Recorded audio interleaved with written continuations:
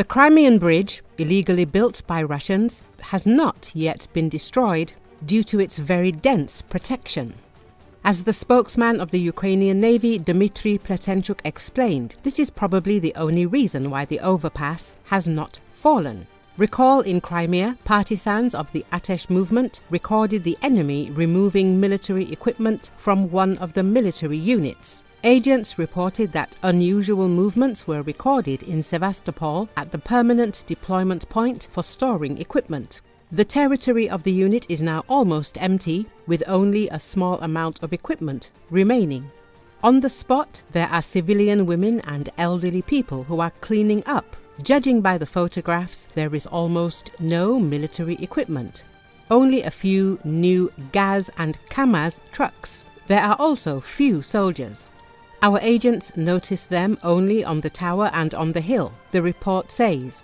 Atesh suggests that this is due to a lack of equipment at the front and the remaining vehicles were sent to other areas. According to Dmitry Pletenchuk, the enemy periodically blocks traffic on the Crimean Bridge, in particular due to any hint of an air raid alarm. And due to the fact that many Russians are currently heading to the peninsula for vacation, this creates multi-kilometer traffic jams. Hundreds of cars are queuing, but the occupiers continue to actively exploit this overpass.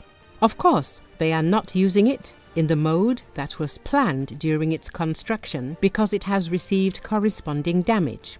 But we should not forget that they are simultaneously developing infrastructure on land in order to somehow compensate in case of the need to close this facility. Therefore, we can say that they are investing quite seriously in the defense and protection of this facility, and probably this is the only reason why it is still there, Pletenchuk said on the air of the telethon. He said that the occupiers actively maintain the appropriate level of saturation of the air defense of the temporarily occupied peninsula in order to cover objects that are strategically and ideologically important to them.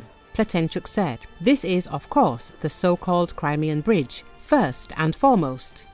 This is a military infrastructure, which is located in Crimea, represented in a large number of objects. Therefore, the Russians Union are forced to maintain this level, especially considering that we have seen visual evidence of the destruction of various air defense systems in Crimea." He added that the enemy maintains a fairly high level of air defense density in Crimea. Pletenchuk also noted that there are more missed strikes from the Ukrainian armed forces on the Russian territory than on the peninsula. As media wrote, former Deputy Chief of Staff of the Ukrainian Navy, retired Captain First Rank Andriy Ryzenko, suggested that the Ukrainian armed forces are not destroying the Crimean Bridge illegally built by Russia because it could harm the ceasefire negotiations. According to him, the bridge has long been an important logistical artery for the occupiers and at the same time has great ideological and strategic significance. The Russians have heavily fortified it with air defense systems and the like.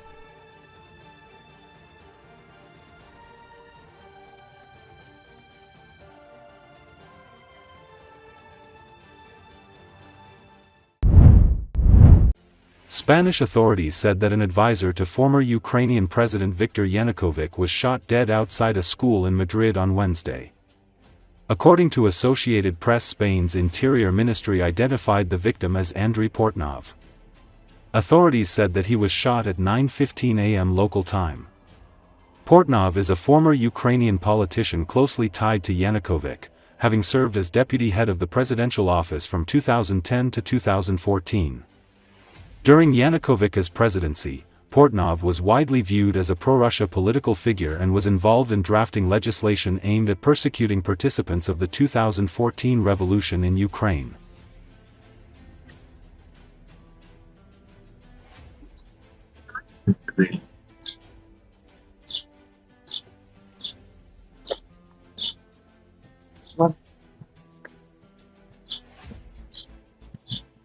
License?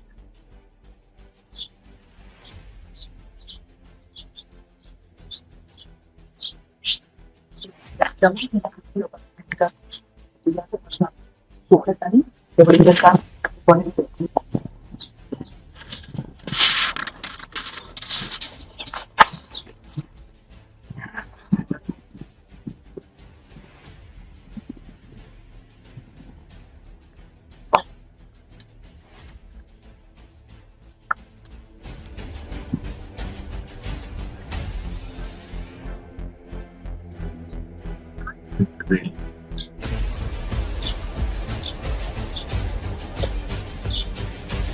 What? License?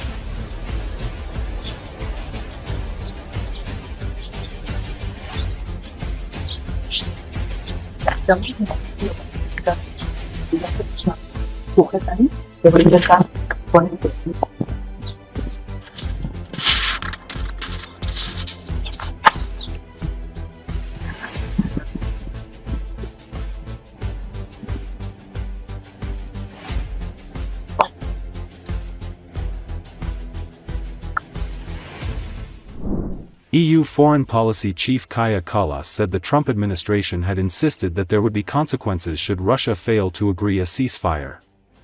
According to Associated Press, NATO Secretary-General Mark Rutte said he didn't want to comment on the phone call between the presidents of Russia and the USA, but he praised US President Donald Trump, saying he had started also to open lines of communication with the Russian president.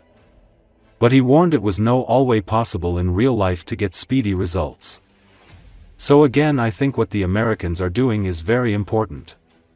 It's crucial that they consult with the Europeans, with Ukraine, and we have to take this step by step, and let's see what happens this week and next week, Rutte said. Rutte said he was really glad that Trump had taken on a leadership role. He basically broke the deadlock from day one when he entered into office in January, and I really want to commend him for that, Rutte said.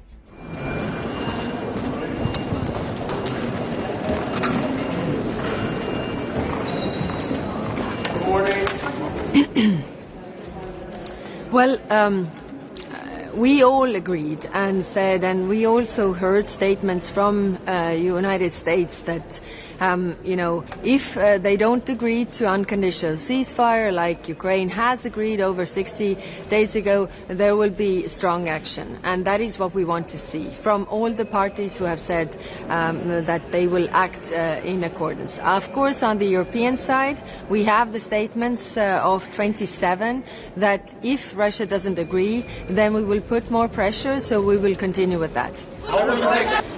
We heard from I think it was last week, when America said that, if Russia doesn't agree on, full and unconditional ceasefire, then there are going to be, consequences. So we want to see those consequences also from the U.S. side.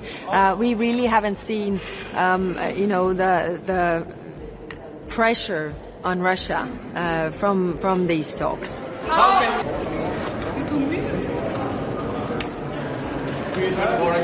So, good morning. Let me first of all say that I'm really glad that President Trump takes this leadership role. He basically broke the deadlock from day one when he entered into office in January.